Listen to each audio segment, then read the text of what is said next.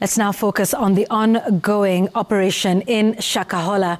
Investigators have revealed that 2 more victims of the Shakahola cult deaths were murdered. In an autopsy conducted on 24 bodies exhumed from mass graves at the Paul Mackenzie-owned property in Kilifi County, Chief Government Pathologist Johansen Oduor says that 2 of them were killed by blunt force to the head. This, as controversial preacher Ezekiel Odero was released on a 1.5 million shillings cash bail pending investigations. Hassan Mugambi reports. After the conclusion of autopsies on 24 bodies Thursday, Chief Government Pathologist Johansen Oduor, who is so far done with 100 bodies, revealed that 2 more of Good News International faithful were murdered. We found 2 who had head injuries, meaning that they had been injured to they died because of blunt trauma to the head. And then we found 1 lady who looked like she had delivered recently, and they were what looked like complication of delivery, which was bleeding, which you saw in the uterus.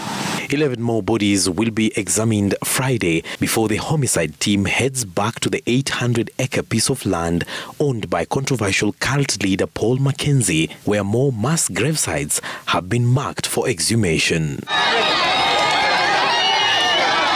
As this was happening, these were the scenes outside the Shanzu Law Court in Mombasa County Thursday afternoon. Followers of embattled preacher Ezekiel Odero celebrating his release on a 1.5 million shilling cash bail.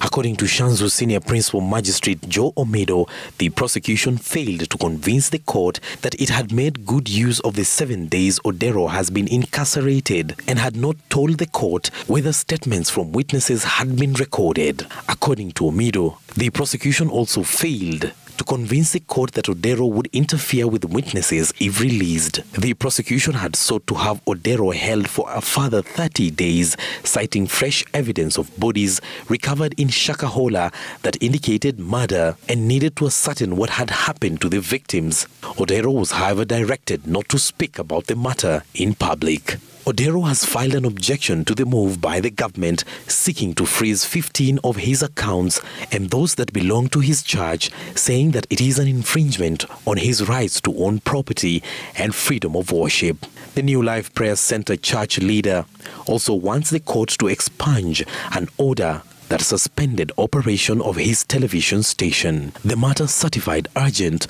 will be heard on the 8th of May. Hassan Mugambi, Citizen TV.